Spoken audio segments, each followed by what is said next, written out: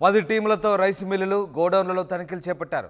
6 చోట్ల PDF rice దొరికింది. 7,600 metric టన్నుల బియ్యాన్ని స్వాధీనం చేసుకున్నారు. 6 నిందితులను అరెస్ట్ చేశారు. కాకినాడ పోర్టు అడ్డాగా రాష్ట్ర వ్యాప్తంగా అక్రమ బియ్యం రవాణా అవుతున్నట్టుగా గుర్తించినట్లుగా నాదెండ్ల మనోహర్ చెప్తున్నారు. ఒక సిస్టమేటిక్ మాఫియా నడిచిందని, ఒక కుటుంబం బాగు కోసం అంతా పనిచేశారంటున్నారు మంత్రి నాదెండ్ల మనోహర్. ఎవరిని వదలమని రెడీగా ఉండమంటూ ఆయన హెచ్చరించారు. అవసరమైతే సిఐడితో విచారణ చేయిస్తామంటున్నారు నాదెండ్ల మనోహర్. మొత్తం మీద మాజీ ఎమ్మెల్యే ద్వారంపూడి చంద్రశేఖర్ రెడ్డికి ఉచ్చు బిగుస్తోంది. ఆయన్ను వదలబోవంటూ నాదెండ్ల మనోహర్ హెచ్చరికలు జారీ చేశారు. సివిల్ సప్లైస్ రైస్ కుంభకోణంలో నాదెండ్ల ఈ హెచ్చరికలు జారీ చేశారు. మొత్తం మీద కాకినాడ వ్యాప్తంగా ఆయన వరుసగా సమావేశాలు నిర్వహించారు. కాకినాడ కలెక్టరేట్లో 2 రోజులు నిర్వహించిన సమావేశంలో 10 టీంలతో రైస్ మిల్లులు గోడౌన్లో తనిఖీలు కూడా చేపట్టారు. 6 చోట్ల పీడీఎఫ్ రైస్ను దాదాపుగా 7,600 మెట్రిక్ టన్నుల బియ్యాన్ని సీజ్ చేశారు. 6 నిందితులను అరెస్ట్ చేశారు. పోర్టు అడ్డాగా రాష్ట్ర వ్యాప్తంగా జరుగుతున్నటువంటి అక్రమ బియ్యం రవాణాలో ద్వారంపూడి హస్తం ఉందంటూ నాదెండ్ల మనోహర్ ఆరోపించారు. ఒక సిస్టమేటిక్ మాఫియా తయారు చేసి ఒక కుటుంబం బాగు కోసం అంతా పనిచేశారంటున్నారు నాదెండ్ల మనోహర్. అయితే ఎవరిని వదలమని రెడీగా ఉండమంటూ నాదెండ్ల మనోహర్ హెచ్చరికలు జారీ చేశారు.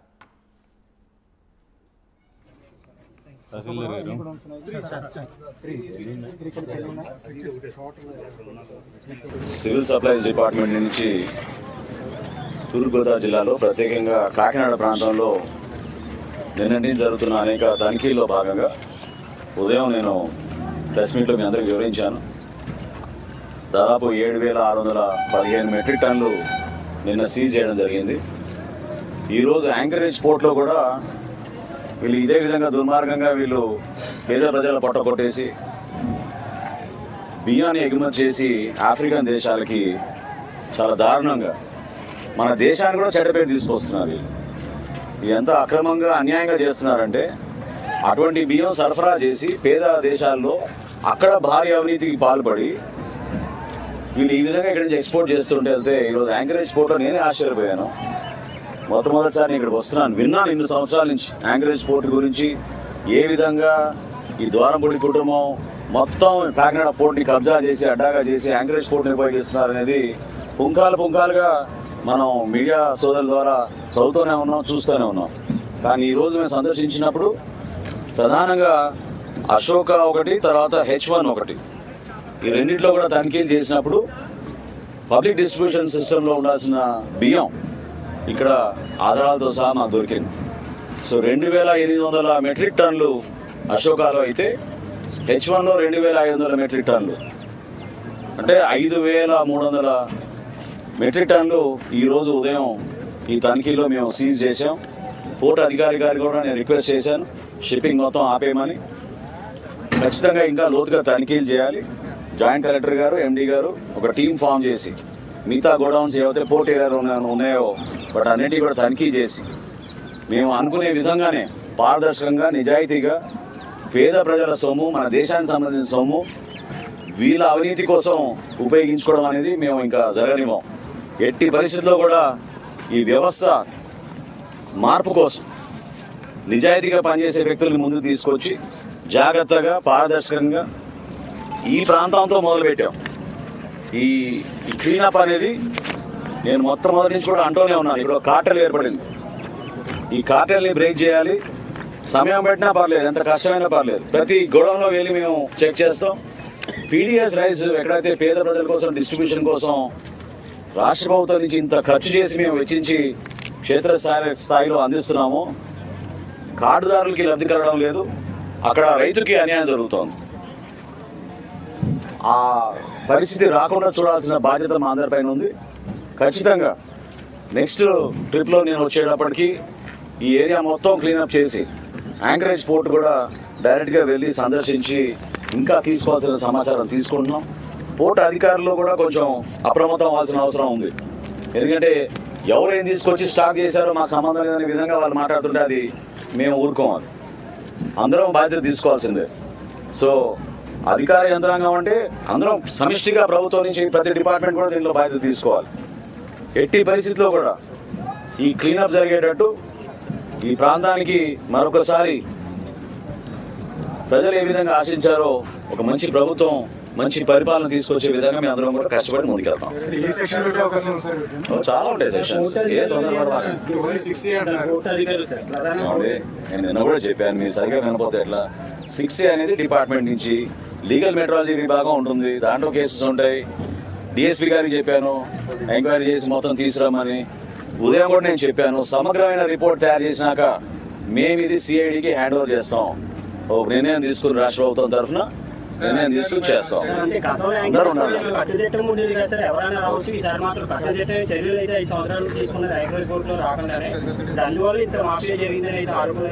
ఉండొచ్చు, వాస్తవం ఉండొచ్చు, వాస్తవాలు ఉండొచ్చు, వాస్తవాలు ఉండొచ్చు.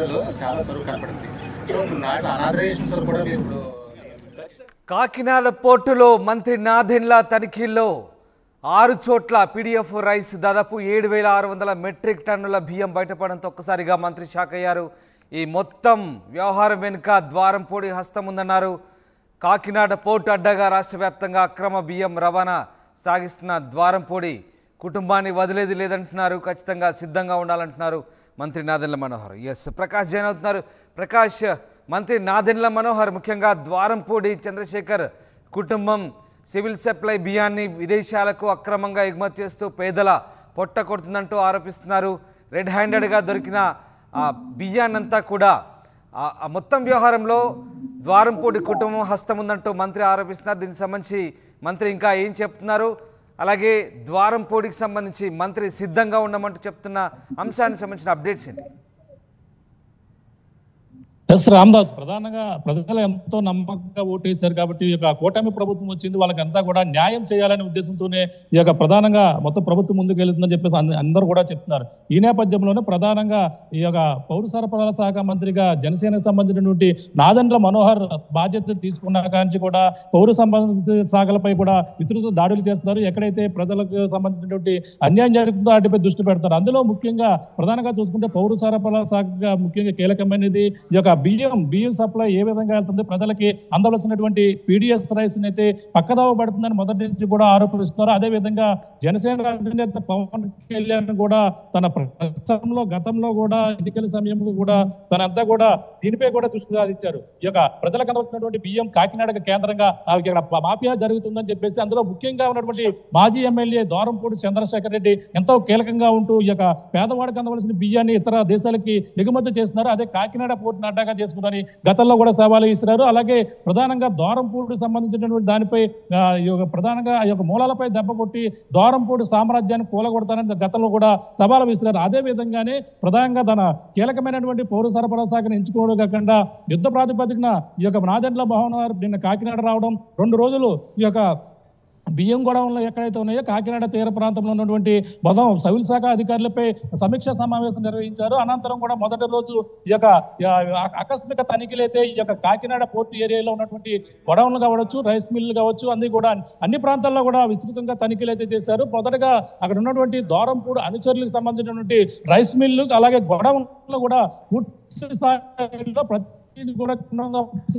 అందులోకి వెళ్ళి కూడా బియ్యాన్ని నమూనాలు సేకరించి అందులో పీడిఎస్ బియ్యం కలిసినటువంటి ఒక బియ్యం గింజ కనపడని సరే వాటిని వెంటనే యుద్ధ ప్రాతిపదికన సీజ్ చేయాలంటూ ఆదేశాలు ఇవ్వడం జరిగింది. అందుకే ప్రధానంగా మొదటి రోజు ప్రతి రైస్ మిల్లు అలాగే గొడవలపై కూడా చేసిన నేపథ్యంలో ప్రధానంగా ఆ మొదటి రోజు 7,600 మెట్రిక్ టన్నుల బియ్యాన్ని అయితే సీజ్ చేశారు. అందులో పీడిఎస్ బియ్యం ఉన్నాయి. అందులో ప్రధానంగా ఏదైతే పేదవాడికి ఈ రేషన్ సప్లై ద్వారా బియ్యం అందులో కనిపించడంతో పాటు దాన్ని అంతా కూడా మళ్ళీ బియ్యాన్ని రీసైక్లింగ్ చేసి మళ్ళీ దాన్ని విదేశాలకు సప్లై చేస్తున్నారని చెప్పేసి అవన్నీ కూడా గుర్తించారు. వెంటనే అక్కడ ఉన్నటువంటి జాయింట్ కలెక్టర్ కావచ్చు, అలాగే ఆర్డీఓ అధికారులు అందరూ కూడా ఉరుకులు పరుగులు పెట్టించి అక్కడ ఉన్నటువంటి ప్రధానంగా బియ్యం బస్తాలు కావచ్చు మొత్తం గొడవను కూడా స్వాధీనం చేసుకున్నారు. మొత్తం 2 రోజుల పర్యటనలో భాగంగా విస్తృతపోయే నిర్ధారాలన్నీ కూడా బయటకు తీశారు నాదెండ్ల మనోహర్. మొదటి రోజు పర్యటించినప్పటికీ 2వ రోజు కూడా పోర్ట్ ఏదైతే ఉందో పోర్ట్ ఏరియాలో కూడా తరలి వెళ్తున్నటువంటి ప్రాంతాన్ని కూడా క్షుణ్ణంగా పరిశీలించారు.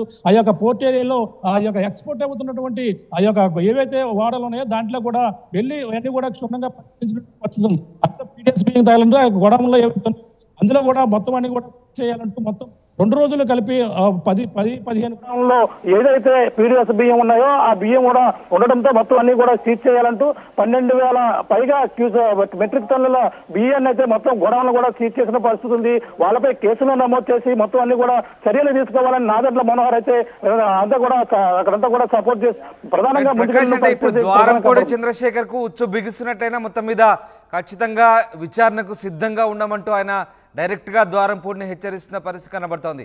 వాళ్ళంతా కూడా ఒక మాఫియాగా ఏర్పడి ఆ కుటుంబానికి లబ్ధి చేకూరేలా అధికారులతో సహా అందరూ సహకరించారంటూ ఆయన ఇటు పోర్టు అధికారులను కూడా నిందిస్తున్న పరిస్థితి కనబడుతుంది. ఈ నేపథ్యంలో ఖచ్చితంగా ప్రభుత్వం చాలా సీరియస్గా తీసుకుంటుంది అనుకోవచ్చా? ద్వారంపూడికి ఈ ఉచ్చు బిగుస్తుంది అనుకోవచ్చా?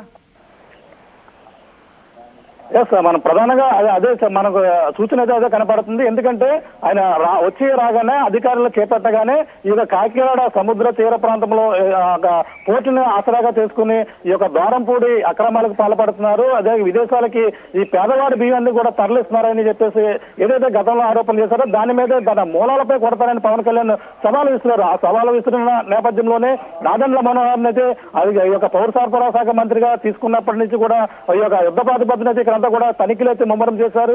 ఈ యొక్క తనిఖీలు అయితే కొనసాగుతున్నాయన్నారు. ఒకటే చెప్తున్నారు, రైతులకి ఏదైతే తక్కువ ధరకి కొనేసి ఎక్కువగా అమ్ముకుంటున్నారో అవన్నీ కూడా పూర్తి స్థాయిలో రైతులకి న్యాయం జరిగే విధంగా మేమంతా కూడా కృషి చేస్తాం. రైతుకి అందవలసినటువంటి రైతుకి చేరవలసినటువంటి డబ్బు అంతా కూడా ఈ విధంగా పక్కదారి పడుతుంది, అక్రమార్కుల చేతులకి పడుతూ ఈ విధంగా అక్రమాలు చేస్తున్నారంటూ కూడా చెప్తున్నారు. ఈ నేపథ్యంలోనే ద్వారంపూడి సంబంధించిన అనుచరులపైనే ప్రధానంగా గొడవలన్నీ కూడా అనుచరులకు సంబంధించినట్టుగా అయితే నాదెండ్ల మనోహర్ గుర్తించారు. వాటిపై కూడా క్రిమినల్ కేసులతో పాటు ఈ యొక్క